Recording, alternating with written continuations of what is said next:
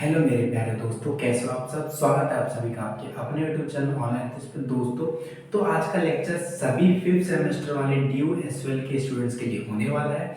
जो आज का लेक्चर रहने वाला है आपकी हिस्ट्री के लिए लेक्चर रहने वाला है। इशू एंड 20th सेंचुरी में हम इसका लास्ट लेक्चर डिस्कस कर रहे हैं और ये आपका सिलेबस कंप्लीट।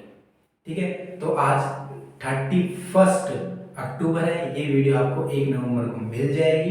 ठीक है, सुबह और 1 नवंबर तक आपका हिस्ट्री का कंप्लीट सिलेबस हो चुका होगा। ठीक है, देन 16 नवंबर जो कि मेरी बर्थडे डेट है 16 नवंबर मेरे बर्थडे वाले दिन आपके साथ में हम शेयर करेंगे 10 ईयर की सीरीज। तो 16 नवंबर तक हम लगभग अपना 80% सिलेबस कंप्लीट कर चुके होंगे थ्योरी से। मतलब आपके नोट्स से हम 80% सिलेबस कंप्लीट कर चुके होंगे। देन उसके बाद में हम आपके साथ में शेयर करेंगे 10 ईयर की सीरीज, जो कि आपको नोट्स जो कि हमने 80% कंप्लीट करवा दिए हैं। तो यानी उसमें नोट में से आपको 80% और 20% आपको अपने 10 ईयर्स में से पूरा पढ़ना है। देन इसी के थ्रू आपका सिलेक्शन सॉरी आपका रिजल्ट अच्छा आने वाला। आपका पेपर में इसी के थ्रू आपका पूरा पेपर पूछा जाने वाला है। ठीक है, चलिए। तो आपका जो आज की यूनिट 5 है, जो यूनिट 5 रहने वाली है मॉडर्निटी, राइट्स और डेमोक्रेसी, यानी आधुनिकता के बारे में हम बात करेंगे। आपके राइट्स, आपके क्या क्या कर्तव्य हैं उनके बारे में बात करेंगे। आपकी ड्यूटीज इसके अंदर पूछ जाएगी। आपके क्या क्या अधिकार है उनके बारे में बात करेंगे। और डेमोक्रेसी के बारे में हम इसके अंदर बात करने वाले हैं। ठीक मेरे प्यारे दोस्तों, अब तक मैं आपके टोटल 4 यूनिट कंप्लीट करवा चुका हूं, जिसकी पीडीएफ मैंने ऑलरेडी टेलीग्राम चैनल पर अपलोड कर दिए। प्लस आपको वीडियो लेक्चर, वीडियो सॉल्यूशन मिल जाएंगे। आपको पहले वीडियो लेक्चर देखने, देन आपको पीडीएफ पढ़ने। अदरवाइज आपको पीडीएफ समझ में नहीं आने वाले, चाहे आप कितने बड़े तोपची क्यों ना हो पढ़ाई में। ठीक है, ये गारंटी है, क्योंकि एनईपी है इस साल। तो ओवर स्मार्ट मत बनना, जो बोला जाता है सर वो करते रहना। ठीक है, चलिए। सबसे पहला टॉपिक है आधुनिकता का अर्थ क्या है। क्या है आधुनिकता? आधुनिक मतलब पहले एक टाइम था 19वीं सदी, जो 18वीं सदी चलती थी, उसमें मतलब काफी लिमिटेड चीजें थी। हम मतलब रिसोर्सेज भी थे हमारे पास में, लेकिन हम ना बहुत ही घटिया क्वालिटी, मतलब क्वालिटी तो ठीक है लेकिन बहुत ही पुरानी तकनीकों का हम उसके अंदर यूज कर रहे थे। आधुनिक का मतलब है आपकी 20वीं सदी आने के बाद में आधुनिकता ने एक बहुत बड़ा विस्तार ले लिया है। मतलब हर चीज के अंदर टेक्नोलॉजी आ चुकी है। आजकल फोन में इतनी ज्यादा टेक्नोलॉजी, सिक्योरिटीज, कैमरास आपको इतने अच्छे आने लगे हैं, आपको इतने अच्छे। अब आपको आधुनिकता, अब जैसे आधुनिकता का एक एग्जांपल आप मेरे थ्रू ही ले लो। ठीक है, मैं आपको एक ओनली बोर्ड पे पढ़ा रहा हूँ, व्हाइट बोर्ड पे पढ़ा रहा हूँ, लेकिन आज के टाइम पे आधुनिकता ऐसी है कि आप बहुत से आप लोग यूट्यूबर्स देखोगे, ज्यादातर यूट्यूबर्स यानी 80% अगर हम बात करें, जिसके बाद में मैं 20% लोगों में आता हूँ। ठीक है, बिल्कुल अलग ही हूँ। तो 80% लोग एचडी पैनल का यूज करते हैं। एचडी पैनल का किसका यूज करते हैं? एचडी पैनल को पढ़ाने के लिए। देन उसके बाद उनके पास में पीटीसी कैमरा भी होता है पढ़ाने के लिए, जिसमें क्वालिटी अच्छी आती है। ठीक है, बहुत अच्छी क्वालिटी आती है उनके अंदर से। लेकिन मेरा जो कंटेंट है वह आपको मेरे पास मिलेगा, बेहतरीन कंटेंट मिलेगा। ठीक है, तो आधुनिकता का ये मतलब होता है कि आप पुरानी चीजों को छोड़कर आप लोग कितना मॉडर्न हो रहे हो अपने टाइम पर, और टाइम टू टाइम आप कितना मॉडर्न हो रहे हो, ये मतलब है आधुनिकता का। ठीक है, चलिए। आधुनिकता एक जटिल और बहुआयामी शब्द है, बिल्कुल बहुत बड़ा है। मैंने अभी बताया था बहुत बड़ा विस्तार है इसका। दूसरी बात, बहुआयामी शब्द है जिसमें मध्य युग और पूर्ण जागरण के बाद से हुए विभिन्न सामाजिक, सांस्कृतिक, राजनीतिक और आर्थिक परिवर्तनों से है। मतलब जो पहले का युग था, जो पूरा पाषाण काल, जो पहले का युग था, यानी अगर हम पास्ट की बात करें तो पास्ट से लेके अब प्रेजेंट में, अब प्रेजेंट के अंदर आपका किसके अंदर, आपकी आपकी सोशलिस्ट सोशल सोशलिस्ट यानी, चलो छोड़ो, ज्यादातर समझ में नहीं आएगा। सामाजिक,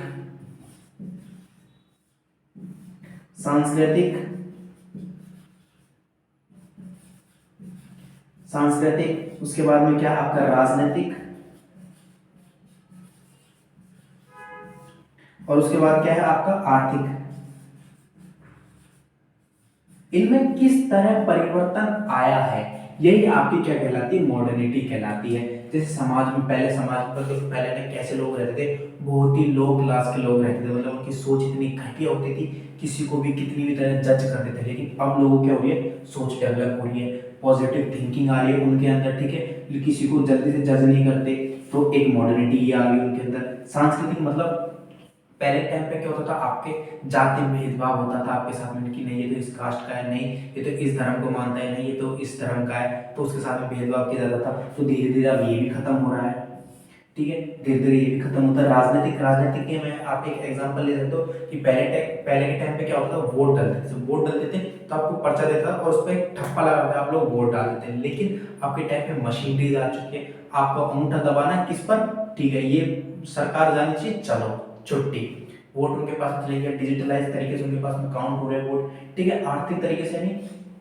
अपनी इंडिया के अंदर कौन कौन सी चीजें आर्थिक यानी अपना इंफ्रास्ट्रक्चर कैसा कितना अच्छा हुआ है, क्या क्या इनकम के सोर्सेज बने हैं, वो आर्थिक चीज में आती है। यानी इन सब चीजों में परिवर्तन ही क्या कहलाता है, आपको आधुनिकरण में लेके जाता। पास्ट के अंदर ये सारी चीजें कैसी थी और प्रेजेंट के अंदर पास्ट से प्रेजेंट में कितने इन चीजों में बदलाव आया है, वही कहलाता आपका मॉडर्निटी मींस आधुनिकरण, राइट। चलिए आगे चीजों में बात करते हैं। बोला है ऐतिहासिक पर्यवेक्षण, इन सारी चीजों को छोड़िए, आधुनिकता के बारे में पढ़ लिया।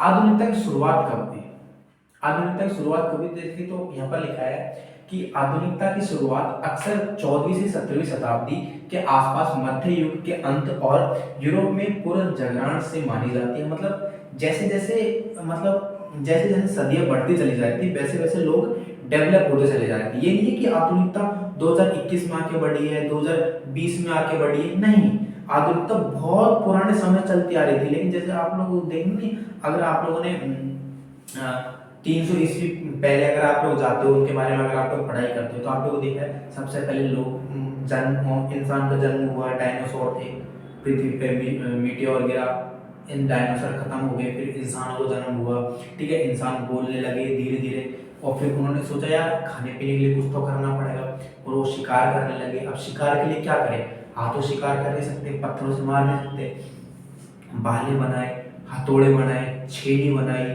ठीक है, ये सारी उन्होंने पत्थर के औजार बनाने लगे। फिर उन्होंने सोचा यार खेती बाड़ी भी करते हैं ताकि हमारा इंफ्रास्ट्रक्चर और अच्छा तक होता चले जाए, तो उन्होंने क्या किया, खेती बाड़ी करना शुरू कर दी। कब से, हड़प्पा काल में, हड़प्पा सभ्यता से ये चीज आपको सारी, लोथल सभ्यता से, मोहनजोदड़ो सभ्यता नहीं, जो कि सब किस में आती है, सिंधु घाटी सभ्यता, इसके अंदर ये सारी चीजें मिली थी। तो यहाँ से चीज क्या हुआ, आधुनिकरण होता चले गया। तो 14वीं शताब्दी से 17वीं शताब्दी के बीच में आधुनिकरण का युग शुरू हुआ था, ठीक है। आप लोग इस चीज के बारे में जानोगे। बोला है कि ना एक इसमें कौन निकलना है, पुनर्जागरण मनवतवाद, मतलब 14वीं से लेके 17वीं शताब्दी के अंदर इसका आधुनिकरण कैसे हुआ। बोला है जिसका अर्थ है पुनर्जन्म, जिसका अर्थ है पुनर्जन्म एक सांस्कृतिक आंदोलन था जो इटली से शुरू हुआ था। पुनर्जन्म का मतलब है भाई मरकर दोबारा जन्म लेना। आज ज्यादातर बच्चे ये जानते हैं कि भाई मर गया और उसने दोबारा जन्म ले लिया। पुनर्जन्म जो कि सबसे पहले कहां पर शुरू हुआ था, इटली के अंदर शुरू हुआ था। कहां पर शुरू हुआ था सबसे पहले, इटली। कहां पर शुरू होता है, इटली के अंदर शुरू हुआ था पुनर्जन्म। कब, 14वीं शताब्दी से लेकर, कब से, 14वीं शताब्दी से, सॉरी 14वीं शताब्दी से 17वीं शताब्दी में ये शुरुआत हुई। कहां पर, इटली में इसकी सबसे पहले शुरुआत हुई थी। ये बोला है एक क्या था, ये है ना, अगर आप लोग को बताऊंगा तो ये क्या था, एक आंदोलन था, एक आंदोलन इसे माना गया है। किसको माना गया है, आंदोलन, इसे क्या माना गया है, एक आंदोलन माना गया है, ठीक है दोस्तों। बोला है इटली में शुरू हुआ और पूरे यूरोप में फैल गया। अब ना शुरू तो इटली में हुआ, लेकिन धीरे धीरे ये क्या हुआ, पूरे यूरोप, धीरे धीरे क्या हुआ, ये ना पूरे यूरोप में फैलता चला गया, ठीक है। शुरुआत तो हालांकि इटली से हुई, लेकिन धीरे धीरे क्या हुआ, यूरोप में ये लोग फैलता चला गया। कौन सा आंदोलन, पुनर्जन्म, क्या फैलता चला गया, पुनर्जन्म।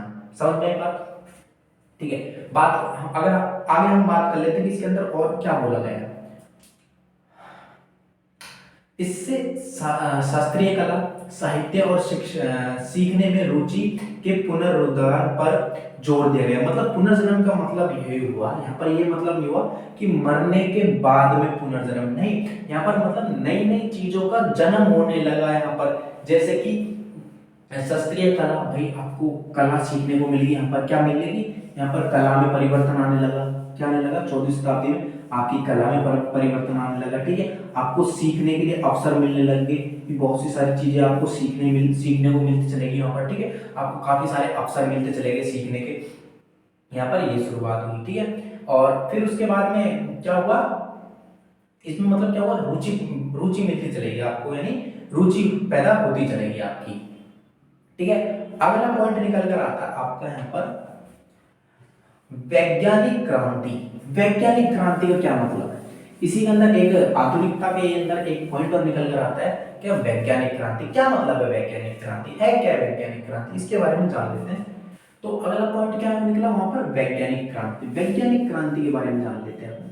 वैज्ञानिक क्रांति क्या है, अब इसकी शुरुआत कब होती है वैज्ञानिक क्रांति, अगर हम बात करें वैज्ञानिक क्रांति की शुरुआत होती है 16वीं शताब्दी से लेकर 16वीं से कब तक शुरू हुई, 17वीं शताब्दी में। इसके बारे में बात कर लेते हैं। क्या बोला है, वैज्ञानिक क्रांति वह अवधि थी जिसके दौरान महत्वपूर्ण वैज्ञानिक खोजें और प्रगति शुरू हुई। देखो आधुनिकीकरण का आप लोग धीरे धीरे मतलब इतना अच्छा मतलब है कि जैसे जैसे आप लोग वीडियो लेक्चर को पूरा कंप्लीट कर जाओगे ना, आपको आधुनिकता के बारे में बहुत सारी चीजें आपको पता चलती चली जाएगी। ठीक है, बहुत सारी चीजें देखिए। अब वैज्ञानिक क्रांति का क्या मतलब हुआ कि भाई काफी सारी खोजें खोजें खोजें, यानी अब एक टाइम ऐसा आया 16वीं शताब्दी के बाद में, एक टाइम ऐसा आया जिस टाइम पर क्या हुआ, काफी सारे ना लोग थे जो वैज्ञानिक थे। अब उन्होंने क्या किया, निर्माण करने लग गए, चीजों का निर्माण करने लगे, काफी सारी चीजें वो खोजने लग गए। ठीक है, कुछ भी खोज लिया, जिसने लाइक डायनासोर की हड्डियां खोज ली उन्होंने, किसी ने डायनासोर की हड्डियां खोज ली किसी ने। ठीक है, डायनासोर के दांत खोज लिए किसी ने, क्या खोज लिए, दांत खोज लिए किसी ने। समझ में बात, खोजकर्ताओं का निर्माण हुआ। क्या हुआ, खोजकर्ताओं का निर्माण हुआ, धीरे धीरे बहुत सारी चीजें खोजी जाने लगी। उनके लिए फिर क्या बनाए गए, संग्रहालय बनाए गए, यानी म्यूजियम्स बनाए गए, खोजकर्ता पैदा होने लगे, खोजकर्ता खोजकर्ता पैदा होने लगे काफी सारे। ठीक है, यानी कुछ नई नई चीजों को उन्होंने आविष्कार किया, उन चीजों को खोजा, जैसे लाइट खोजी। ठीक है, किसी ने इलेक्ट्रॉनिक चीजें बनाई है ना। इन सब चीजों क्या हुआ, विस्तार हो चलेगा। विस्तार किनके थ्रू हुआ, वैज्ञानिकों के थ्रू हुआ। सिंपल सी बात है, कब हुआ, 16वीं शताब्दी से शुरू होने लग गया। ठीक है, मुद्रण क्रांति बहुत इंपॉर्टेंट पॉइंट है, देखिए अगला पॉइंट है क्या, मुद्रण क्रांति। कहां गया, हाँ अगला पॉइंट क्या है यहाँ पर, ये पॉइंट, दो पॉइंट समझ में आ रहे हैं आपको। ठीक है, अगला पॉइंट है यहाँ पर कौन सा,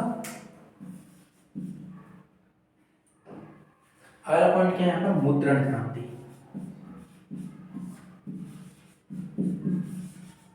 जो कब से था, मुद्रण क्रांति कब से शुरू हुई, 15वीं शताब्दी से, 15वीं शताब्दी से शुरू हुई। मतलब 1440 के आसपास जोहान्स गुटेनबर्ग ने के प्रिंटिंग प्रेस के आविष्कार का ज्ञान के प्रसार पर गहरा प्रभाव पड़ा। मतलब उसने क्या किया, एक कौन है, जोहान्स गुटेनबर्ग, कौन है, जोहान्स कौन है, गुटेनबर्ग, क्या है, गुटेनबर्ग, क्या लिखा है, गुटेनबर्ग,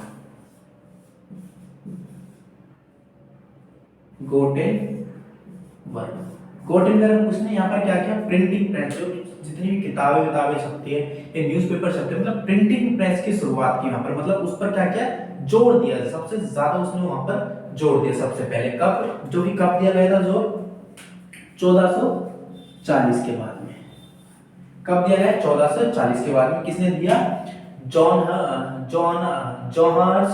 गुटेनबर्ग। ठीक है, जोहान्स गुटेनबर्ग, राइट। हाँ, आगे बोला, पुस्तकों के बड़े पैमाने पर उत्पादन की जानकारी को अधिक सुगम बना दिया गया, जिससे विचार, वैज्ञानिक ज्ञान और सांस्कृतिक विकास का प्रसार संभव हो। अब भाई प्रिंटिंग प्रेस की शुरुआत होगी, खोज करनी, तो वहां पर क्या हुआ, काफी सारे पुस्तकें बनने लगे। अब उन पुस्तकों से क्या हुआ, लोगों के पास में पुस्तकें पहुंचने लगी, उनसे क्या हुआ, वैज्ञानिकों का ज्ञान उनके पास में पहुंचा, उनकी संस्कृति का ज्ञान उनके पास में पहुंचा, किताबें पढ़ने शुरू करी, जैसे ही पढ़ने शुरू करी उनका क्या हुआ, ज्ञान पहुंचा। फिर जितने वैज्ञानिक थे उन्होंने क्या किया, अपनी जो भी चीज खोजी है, उन्होंने जिस भी चीजों का आविष्कार किया उनको वो किताबों में लिखते चले गए। सिंपल सी बात है ना। अन्वेषण और वैश्विक विस्तार, वैश्विक विस्तार मतलब बड़े लेवल पर विस्तार, ठीक है, जो कि कब हुआ, 15वीं से 17वीं शताब्दी में। राजनीतिक और आर्थिक परिवर्तन कैसे, बहुत अच्छा पॉइंट है, राजनीतिक और आर्थिक परिवर्तन कैसे शुरुआत हुए इसके बारे में जान लेते हैं। अगला परिवर्तन क्या है, राजनीतिक, राजनैतिक और आर्थिक, और क्या है, राजनीतिक और आर्थिक परिवर्तन शुरू कैसे हुए। देखो राजनीतिक परिवर्तन मतलब जो भी सत्ता थी, जो भी सरकार थी, वो काफी सारे नई नई पॉलिसीज लाने लगी, उनमें भी काफी तरीके से नए नए परिवर्तन होने लग गए। देखो पहले क्या हुआ, संसद में एक आदमी बिठाया, ठीक है, 10 आदमी बिठा दिए, 20 आदमी बिठा दिए, अब ज्यादा सीटें आने लगी संसद में, है ना, वहां पर क्या हुआ, संसद में ज्यादा सीटें आने लगी, तो वो लोगों ने वहां पर क्या हुआ, उसमें भी परिवर्तन आने लग गए। आर्थिक तरीके से क्या हुआ, हमारे देश के अंदर इंफ्रास्ट्रक्चर अच्छा होने लग गया, शिक्षा अच्छी देने लग गए, ठीक है, लोगों के लिए काफी अच्छे रोजगार देने लग गए, है ना, इनकम के नए नए सोर्सेज आने लग गए। तो वहां पर क्या हुआ, आधुनिकता का भी काफी ज्यादा भूमिका निभाने लगी। वहां पर आधुनिकता ने भी राजनीतिक और आर्थिक तरीके से भी आधुनिकता ने क्या पकड़ ली, तेजी पकड़ ली। समझ में। तो ये सारी चीजें थी, ये सारे चार, मैंने शायद आपको 4 टॉपिक समझाए। तो ये सारे टॉपिक थे जो आधुनिकता के अंदर जुड़े हुए थे कि भाई कैसे कैसे तरीके से आधुनिकता ने क्या लिया, विस्तार लिया था, कि भाई आधुनिकता की शुरुआत कैसे हुई थी। अब इसी के अंदर आपका जो क्वेश्चन बनेगा, क्वेश्चन ये बनेगा कि भाई आधुनिकता की शुरुआत होने के विभिन्न चरणों को की व्याख्या करें, साथ में उनका वर्णन करें। सिंपल सी बात है, मतलब क्या क्या चरण थे। अब जितनी मैंने चीजें बताई है ना, सारे चरण है कि मतलब कैसे कैसे आधुनिकता की शुरुआत हुई, कितनी कितनी शताब्दी में आधुनिकता की कौन कौन से तरीके से शुरुआत हुई। जैसे पहले क्या है कि पुनर्जन्म की शुरुआत हुई थी, कब हुई थी, 14 से 17वीं शताब्दी के बीच में चली थी, कब, इटली के बीच में। फिर उसने क्या हुआ, धीरे धीरे पूरी यूरोप में फैल गई। फिर हुई क्या हुई, वैज्ञानिक क्रांति आई, 16वीं शताब्दी में आई, ठीक है। फिर उसके बाद में क्या हुआ, मुद्रारोपण क्रांति आई, मुद्रारोपण क्रांति 15वीं शताब्दी में आई, ठीक है। फिर उसके बाद में राजनीतिक और आर्थिक क्रांति आ गई, राजनीतिक और आर्थिक परिवर्तन आने लग गए, ठीक है। अब बात करते हैं 20वीं सदी में आधुनिकता क्या है। हाँ, अब तक हमने जितनी बात की वो सारी ठीक थी, लेकिन मेन पॉइंट क्या है कि 20वीं सदी, जो 20वीं सदी चली थी, 1900 के बाद में जो भी सदी स्टार्ट हुई वो 20वीं सदी कहलाती है। तो 20वीं सदी की आधुनिकता कैसी है, 20वीं सदी की आधुनिकता कैसी थी, उस आधुनिकता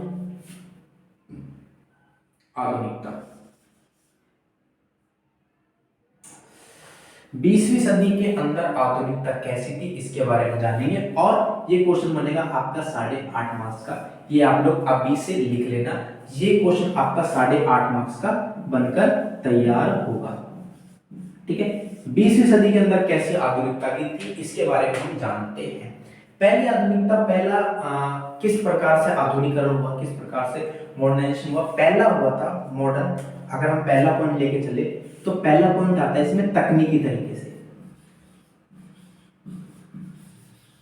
भाई आप लोगों को पता है, जैसे 1900 के बाद में जब स्टार्ट हुआ, हमारा देश भी आजाद हो चुका था 1947 के बाद में, तो हमारे देश के पास में क्या था, संसाधन बहुत थे। क्यों, हमारा देश अभी भी और पहले भी, क्या कह रहा हूँ, अभी भी और पहले भी कच्चे माल का सबसे बड़ा उत्पादक है हमारा देश, हमारे भारत। तो हमारे भारत के लिए इस वीडियो को लाइक जरूर करना मेरे प्यारे दोस्तों, ठीक है। तकनीकी प्रगति, तकनीकी प्रगति में मतलब कैसे कैसे बदलाव आए थे।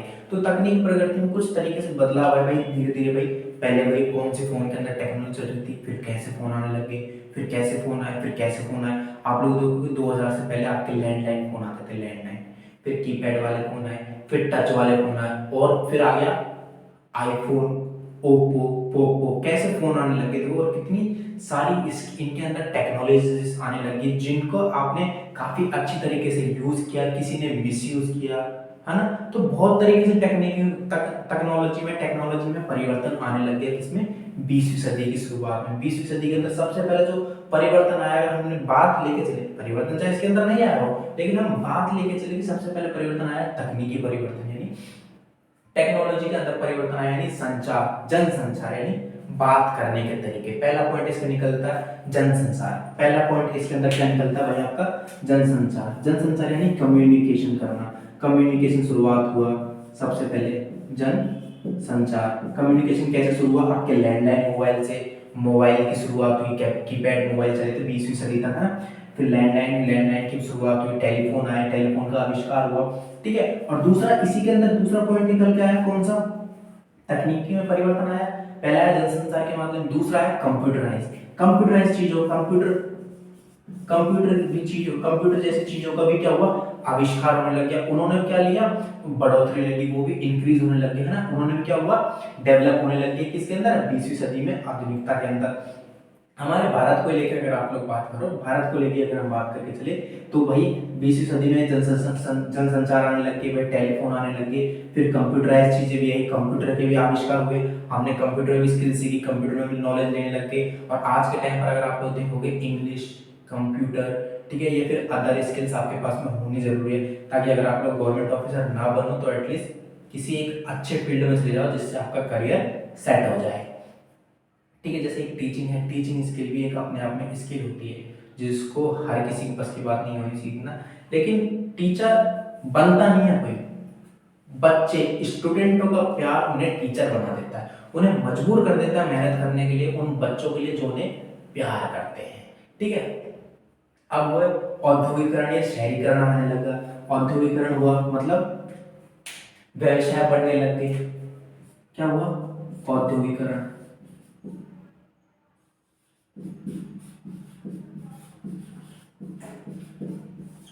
क्या होने लग गया? औद्योगिकरण स्टार्ट होने लगा भारत के अंदर 20वीं सदी के बाद में। बिजनेस आने लगे भाई, बड़े पैमाने पर उत्पादन होने लगा। कच्चे माल का उत्पादक तो था हमारा देश, कच्चे माल का उत्पादक तो था, लेकिन धीरे धीरे उसने क्या लगा, उत्पादन के अंदर धीरे धीरे धीरे धीरे उन्होंने क्या किया? बढ़ोतरी करने लगे, मतलब तेजी से बहुत सारी चीजों का उत्पादन करने लगे। भाई कोई चेयर्स बना रहा है, बेड बना रहा है, ट्यूबलाइट बना रहा है, लैपटॉप बना रहे हैं, फोन बना रहे हैं, ठीक है। वो बड़े पैमाने पर उत्पादन होने लगा। क्या होने लगा? बड़े पैमाने पर उत्पादन होने लगा हर एक चीजों का। तो ये सारी चीजें हम किसके अंदर बात कर रहे हैं? 20वीं सदी के अंदर आधुनिकता कैसे आई? सबसे पहले टेक्नोलॉजी आई। टेक्नोलॉजी के अंदर क्या क्या है? जनसंचार, कंप्यूटर्स आए।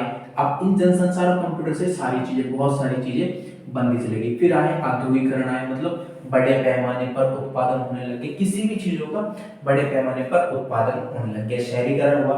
इसी के अंदर पॉइंट लिख देता हूँ, डोंट वरी, ताकि आप लोग भूलो ना। क्या हुआ? बड़े पैमाने पर बड़े पैमाने पर उत्पादन होने लगे, ठीक है। दूसरा क्या हुआ? शहरीकरण, यानी मतलब लोगों को क्या मिलने लग गया? रोजगार लोगों को मिलने लग गया अच्छी तरह से। भाई लोग अपनी लाइफ को अच्छी तरह बेहतर बनाने लग गए, अपने बच्चों के लिए उनको शिक्षा देने लगे, ठीक है, क्योंकि उनका रोजगार मिलेगा। जब तक उनके पास पैसा नहीं होगा, अपने बच्चों को शिक्षा देंगे तो देंगे कैसे? आप लोग खुद सोचो, है ना।